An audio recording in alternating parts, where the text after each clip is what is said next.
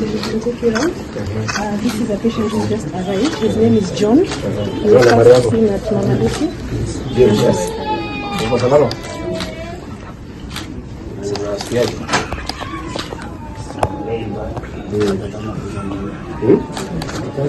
Unajikaza kiume, jikaze. Unajua maisha ya mtoto wa kiume ni mlima kutoka kuzaliwa mpaka kufa. Ndio. Even in difficult times kwa jikaze, sio? Lakini tunashughulikia vizuri. Pole sana. Hii maneno nilikupata huko. Na familia yako. Utashughulikiwa. Mungu atakuponya ndio uende nyumbani. Unakuja tu kuuliza kama kuna ndio naendelea. So we have his wife and the baby.